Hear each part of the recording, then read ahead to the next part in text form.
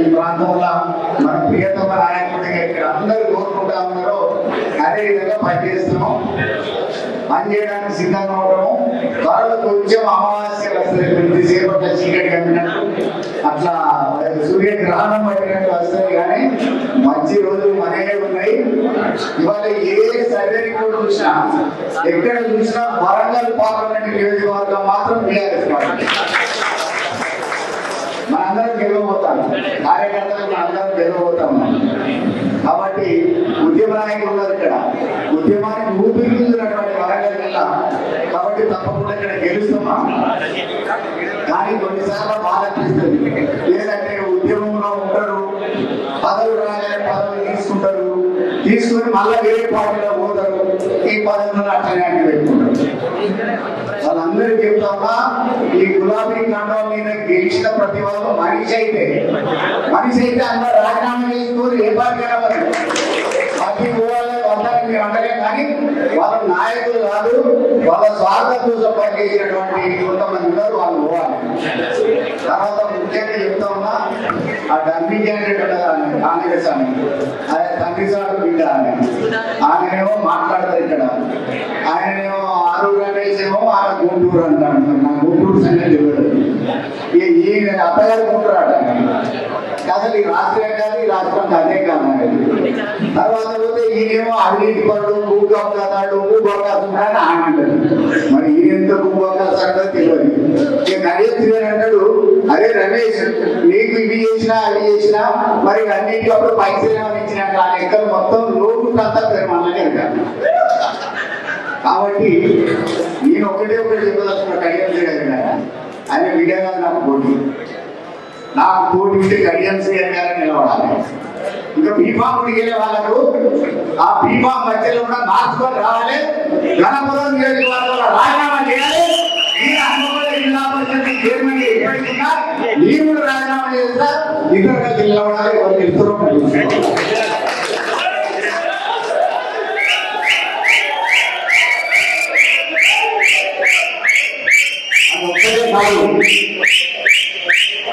కేంద్ర రాష్ట్ర ప్రభుత్వం రెండు కూడా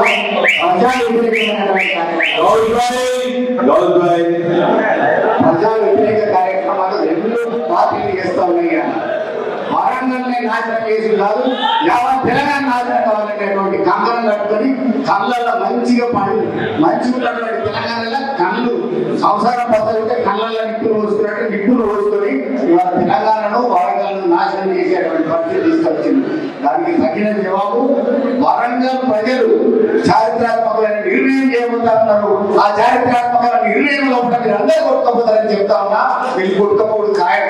మీ అందరి కార్యకర్తలు కూడా అందరూ కూడా గెలవబోతా ఉన్నారు ఈ సందర్భంగా. కాబట్టి అదే కాదు, వినయన్న గారు ఒక గ్రామం అని చెప్పిన కొద్ది కాలంలో మన ముందరికి ఒక పెద్ద నాయకుడు రాబోతారు, రావాలని కోరుకుంటాం అన్నారు. ఎందుకంటే వినయన్న గారి గురించి నేను చాలా సంవత్సరాల నుంచి విన్నా. ఎందుకంటే నేను వేసిన నియోజకవర్గం ఇదే నియోజకవర్గంలో పుట్టిన. కృష్ణ హాస్పిటల్ ఇక్కడే ఉన్నది కదా, ఇదే పుట్టిన నేను ఇక్కడ పుట్టిన కదా. ఆ శ్రీరామచంద్రుడు చెప్తాడు, అక్కడ లంకకు పోయినాక మంచిగా ఉన్నది, ఇక్కడ ఉన్నామంటే లేదు అట్లా కాదు. జననీ జన్మ ఊహించా సర్గానికి గడియేసి అన్నాడు. నా పుట్టినది అయోధ్యలో బాలరాముడు పుడితే ఇక్కడ సుధీర్ కుమార్ పుట్టిందంటే ఈ నియోజకవర్గం నుంచి నేను ప్రాధాన్యత వహిస్తాను. అదొక్కటి కాదు, ఇంటర్మీడియట్ గవర్నమెంట్ జూనియర్ కాలేజీలో చదువుకున్నా, బాలసముద్రం హాస్టల్ ఉన్నా, తర్వాత కాకతీయ డిగ్రీ కాలేజీలో డిగ్రీ చేసిన, ఏఎంఎస్ డిగ్రీ చేసిన, తర్వాత కొద్ది కాలం తర్వాత పీజీ చేసిన. పీజీ చేసుకుని కరీంనగర్ జిల్లా పరిషత్ వైస్ చైర్మన్ కర్మభూమి.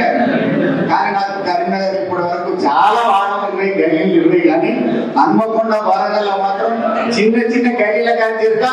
ఆనాడు రిక్షా దొరికిన కానీ రిక్షా కూడా దొరికింది. నేను ఇక్కడ ఆ రిక్షా కూడా దొరికేటువంటి సందర్భాన్ని అందరూ గుర్తు చేస్తా ఉన్నా. ఇక్కడ ఉండేటువంటి వినయనగర ముందు ప్రళయాన్ని ఉండేది, ప్రళయాన్ని కూడా గుర్తు చేసుకునేటువంటి సందర్భం వచ్చింది. మొట్టమొదటిసారి ఈ రాష్ట్ర అసెంబ్లీలో కూడా తెలంగాణ పదం వాడినటువంటి ప్రళయాన్ని చూడవచ్చు. అదేవిధంగా సరే వాళ్ళు కొంతమంది పోతారు, అటు పోతారు, ఇటు పోతారు, అవకాశం కోసం పోతారు, ఏదో వస్తుందని ఆశ పోతారు, ఇవన్నీ జరుగుతాయి. కానీ వినయన ప్రజలతో ఎవరైతే ఉంటారో వాళ్ళకు తప్పకుండా అవకాశం దొరుకుతుంది. అవకాశం దొరికినప్పుడు తప్పకుండా నిర్వహించుకోవాల్సినటువంటి అవసరం ఉన్నది. కాబట్టి మైనార్టీ సోదరులు కొంతమంది వచ్చారు. నేను మైనార్టీ సోదరులు కూడా చెప్తా ఉన్నా, ఇక్కడ ఉన్న రేవంత్ రెడ్డి కాంగ్రెస్ ఒకటి మాత్రం ఉండదు. ఎందుకంటే నేను కాంగ్రెస్ కాంగ్రెస్ కూడా 2 కాంగ్రెస్ 3 కాంగ్రెస్ అయిపోయి ఇవాళ రేవంత్ రెడ్డి కాంగ్రెస్ बीजेपी ఒక్కటే. बड़े भाई छोटे भाई एक ही है, देख लेना, वो सोच लेना है. बस्ती में सवाल రాజన్న మామూలు మంత్రి కాదు. రాజన్న మీద అవార్డులు జవాబులు తయారు చేసి యంత్ర మంత్ర అవన్నీ చేసినప్పటికీ కూడా మరి వారు కట్టుకుని ఉండడంటే అప్లై చేసింది కాదు. ఇప్పుడు 32 మంది అభ్యర్థులు ఉన్నారంటే అనేక మంది ఉన్నాం. ఎవరికో ఒకరికి వస్తుంది కదా, వస్తే పని చేయాలి. దరి జిఐ ఉండే ఈ జిఐ ట్రాక్ ఉన్నటువంటి దరి పోతుంది.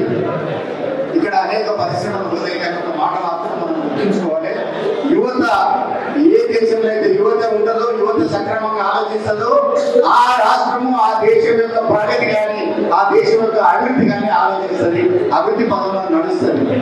కాబట్టి మహాప్రస్థానంలో శ్రీశ్రీ గారు అన్నటువంటి ఒక పాట గుర్తు చేస్తే మీకు, కొంతమంది కుర్రవాళ్ళు పుట్టుకతో వృద్ధులు, పేర్లకి పకీర్లకి పుకార్లకు నివాదులు, తాతగారి మామగారి భావాలకు రాసులు అని కొంతమంది యువకులు ముందులో కూతురు నా జీవన నిర్మాతలు. వాళ్ళకి ఆహ్వానం ఉంటుంది, ఆలోచించాలి. ఆలోచించి దేశ భవిష్యత్తు అంతా వాళ్ళ మీద ఉంటుంది కాబట్టి దేశం కోసం ఆలోచించాల్సినటువంటి అవసరం ఉంటుంది. కానీ సంకుచిత భావజాలంతో కొంతమంది రెచ్చగొట్టేటువంటి బీజేపీ వాళ్ళు కాంగ్రెస్ వాళ్ళు వాళ్ళే చేస్తారనేది కాదు, కానీ యువత ఆలోచించాలి. యువత నేను మాట్లాడిన చూసిన వాళ్ళు బీజేపీ వాళ్ళు కూడా నాకు మిత్రులు కొంతమంది వాళ్ళు కూడా మాట్లాడతారు. రాముడు తీసుకోవటంలో టికెట్ ఇస్తారే, రాముడు తీసుకోవటం ఆయన ఎక్కడ అబద్ధం ఆడలేదు, రాముడు అబద్ధం ఆడలేదు. రాముడికి ఉండేటువంటి 16 షోడశ లక్షణాలు, మంచి లక్షణాలు, పితృవాక్య పరిపాలన, ఏకపత్ని వ్రతుడు, ఇట్లా అనేక రకాలైనటువంటి మంచి ఏదైతే ఉన్నదో రాముడికి ఆపాదించబడుతుంది. రామరాజ్య స్థాపన ఇవాళ ఏంటి అంటే రావణాస్త్రం లాగా జిఎస్టీ పెట్టిన నిత్యావసర ధరలు పెరిగిపోయింది. తర్వాత పోతే ఇక్కడ ఉండేటువంటి 20 రూపాయలకి 2016 సబ్బు కంటే ఇలా 40 రూపాయలు డబల్ అయింది. ఇవాళ ఇక్కడ ఉండేటువంటి పెట్రోల్ డీజిల్ ధరలు పెరిగినాయి. ప్రజలు పన్నుల భారం మీద ఇవాళ ఉన్నారు. దేశ ప్రజలు ఎంత కూడా 60% పన్నులు ప్రజల మీద ఉన్నాయి. 4% మాత్రమే కార్పొరేట్ అయినటువంటి అదాని అమ్మాని లాంటి వాళ్ళు 4% మాత్రమే ఉన్నారు వాళ్ళు. అంటే మొత్తం ఈ దేశమంతా హిందూ దేశమైనా ఎక్కువ మంది హిందువులు ఉన్నప్పటికీ భారం వాళ్ళ మీద మోపేటువంటి ప్రభుత్వం.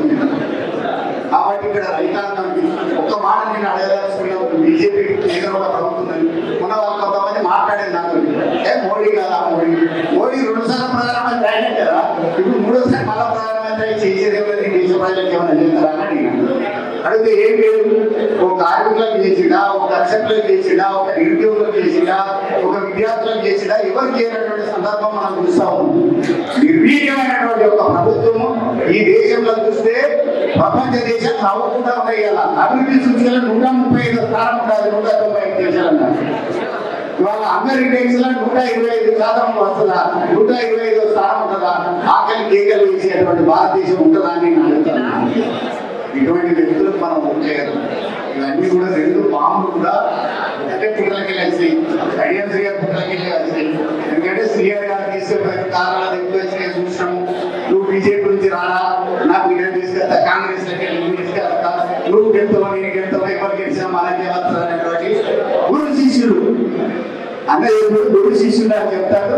గురువు శిష్యుడు ఇద్దరు కూడా రాజకీయ గురువు, రాజకీయ శిష్యులు, ఇద్దరికి భూస్థాపన చేయబోతా ఉన్నది వరంగల్ పట్టణ ప్రజలు, వరంగల్ పార్లమెంట్ నియోజకవర్గ ప్రజలు. మామూలుగా రక్తం రగిలిపోతామని యువతలో ఉన్నాయి కదా ఈ వరంగల్.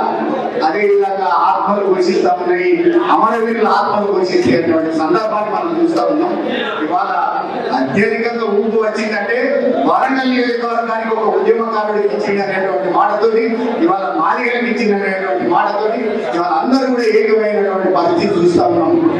కాబట్టి ఇవాళ అన్ని రాజకీయ పార్టీలు ఆశ సాధిస్తున్నాయి. కాంగ్రెస్ ఆశ సాధిస్తున్నది, బీజేపీ ఆశ సాధిస్తున్నది. కానీ మనం పెట్టుకున్నాం, మనం బ్రహ్మాండంగా ఉన్నాం. నాయకులు కూడా పేరు కావచ్చు, వాళ్ళ గురించి పెద్దగా బాధపడతుంది. ఎందుకంటే వాళ్ళు నిజంగానే ఎంతో నమ్మకం ఉంటే ఈ పార్టీ కడవని ఇచ్చిపోయి రాజీనామా చేసి నిలబడాలి కదా. రాజీనామా చేయనటువంటి వాళ్ళ గురించి ఎక్కువ తక్కువ మాట్లాడకుండా మనం ప్రజాక్షేత్రంలో పోవాల్సినటువంటి అవసరం ఉందని తెలియజేస్తూ, అదేవిధంగా మీరు నా పట్ల చూసినటువంటి యొక్క వీరేందర్ గారు, తర్వాత జోరికి రమేష్ గారు, ఉద్యమ నాయకులు కొంతమంది ఉన్నారు ఇక్కడ. ఆ ఉద్యమ నాయకులు అందరూ కూడా మీతో కార్యకర్త కూడా ఉద్యమంలో ఎట్లయితే కలిసి పనిచేస్తామో అదే విధంగా పనిచేస్తాము. మన నాయకులు మరొకసారి గెలిపించుకుంటాము. ఇక్కడ హన్మకొండలో ఉన్నటువంటి కొంచెం బాగుంది, మాకు కూడా బాగుంటుంది. కూడా అయితే నేను మాజీ కూడా ఉన్నాను. ఏదో వినయానికి కావాలన్నా మా కళ్ళలో కూడా ఆనందం కూడా అన్నా వినయానికి గెలవాలి. ఆ ఆనందం కోసం మేము కూడా ఎదుగుతూ ఉన్నాం. కాబట్టి ఆ యొక్క ఎందుకంటే ఉద్యమానికి దెబ్బతాకినప్పుడు, ఉద్యమానికి అండదండగా ఉన్నప్పుడు, పేద ప్రజలకు అండదండగా ఉన్నటువంటి నాయకులు మనకు అవసరం ఉంటుంది. కాబట్టి దాని పట్ల అప్రమత్తంగా ఉండాల్సినటువంటి అవసరం ఉన్నది. ప్రతి కార్యకర్త కూడా ఒక దివిడిలాగా వెలగాల్సినటువంటి అవసరం ఉన్నది. ప్రతి కార్యకర్తలు తన లోపల రగిలేటువంటి ఒక విప్లవ జాలు ఇక్కడ ఈ ప్రాంతంలో ఉన్నటువంటి తెలంగాణ పోరాటాన్ని మళ్ళీ ఒకసారి గుర్తు చేసుకోవాల్సిందిగా తెలియజేస్తూ సెలవు తీసుకుంటా ఉన్నా. జై తెలంగాణ.